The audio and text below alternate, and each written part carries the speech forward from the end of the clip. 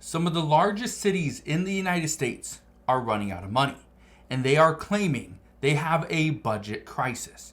This includes some major cities like San Francisco, Seattle, Washington, D.C., New York, Boston, Atlanta, Portland, Philadelphia, San Diego, Chicago, Columbus, Nashville, even Las Vegas.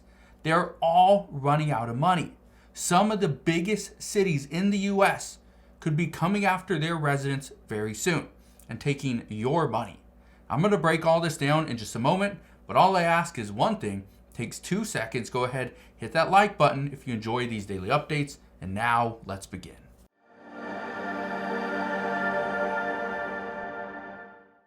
So just the other day, I was reading this very interesting article from Business Insider, and it said America's big cities are about to run out of money. This got me curious. Why are cities running out of money? Well, the reason some of these large cities are facing a budget crisis is actually pretty simple. We have increased expenses, we have a decrease in tax revenue, and I'll explain why in just a moment. And number 3, probably the biggest one, is the federal government is not sending stimulus to these cities and states like they once were. Now, I want to show you the first one. This is a big one. What is happening right now? And this is another article from Business Insider, and this was from back in January. Just look at this. It says this year could be the breaking point for commercial real estate distress, according to a research firm. Now, you're probably thinking, well, what does commercial real estate have to do with a budget crisis? Well, that's what I want to break down, because this is going to affect the entire United States very soon. Here's what's going on. Something that we've seen lately is there's more and more workers that are working from home. They're doing remote work. They're not working in an office building, which means that office building is pretty much vacant. Well, what's happening and what we have seen across some major cities, Seattle, Washington is one of those, is that we are seeing some of these businesses leave. Their local restaurants are leaving. All these vacant buildings are sitting there. Nobody's paying their property taxes. Nobody. Which means the city isn't getting money, which means the state's not getting money, which means they now have a deficit. They now have to make more money elsewhere in order to keep all these programs running. And that's turning into a massive problem. Well, except for California, which just the other day says the Biden administration is giving California $45 million to help with recently arrived migrants. That was part of a $300 million program, national effort, and they're going to give $45 million to just the state of California. Well, many states are already upset, and again, this just came out. Now, here's the other thing you need to know. What has happened over the past few years is many cities have been trying to entice their residents to stay, especially larger cities, because everyone's moving out to the suburbs, didn't want to be in the city, it was too expensive, right? And everybody they could work from home, so they left. Well, in order to entice those residents, they were giving them some discounts on property taxes. Some were giving them stimulus to stay in the city. Some were trying to bring down rents, right? All this great stuff. Then what happened was everything flipped. And now those cities are faced with people coming back, but they don't have the money to keep them there. That's an issue. But I want to show you this other issue as well. Remember I just talked about commercial real estate? Guess what's happening in Boston?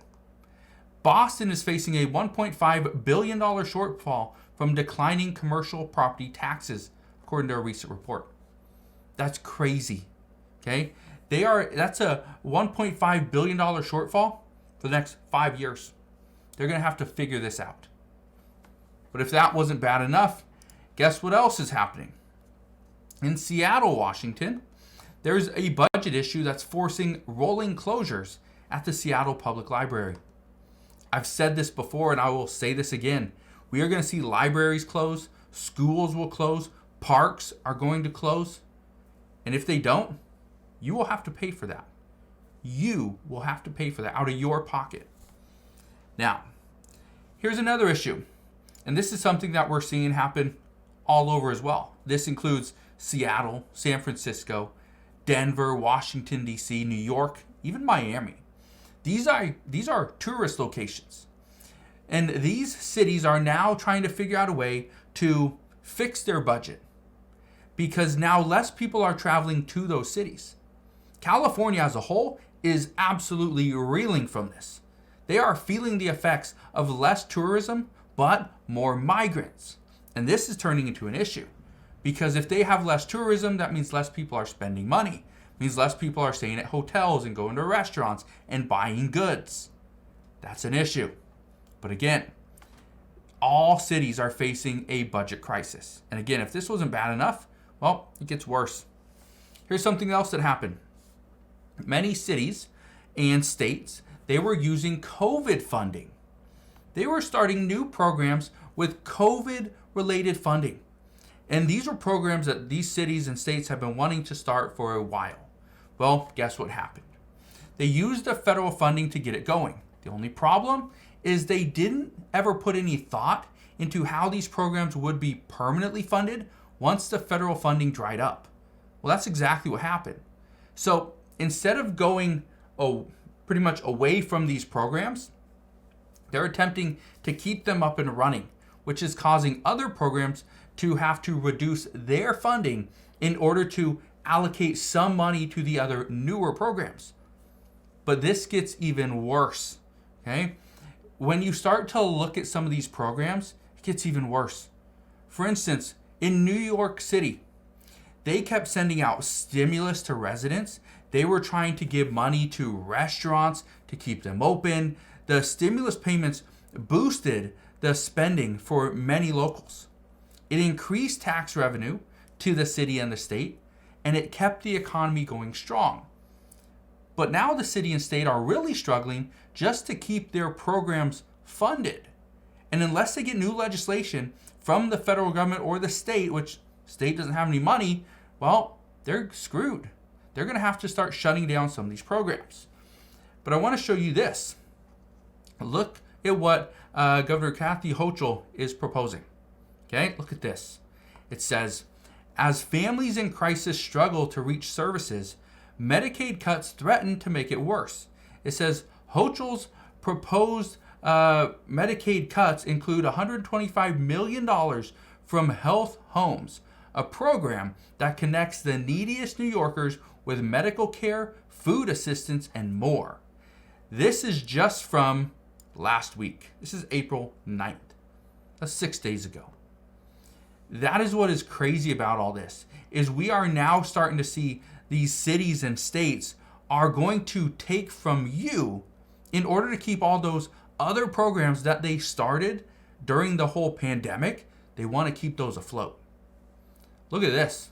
Look what California just did. It says California lawmakers vote to reduce deficit by $17 billion, but harder choices lie ahead. A $17 billion reduction is a massive reduction.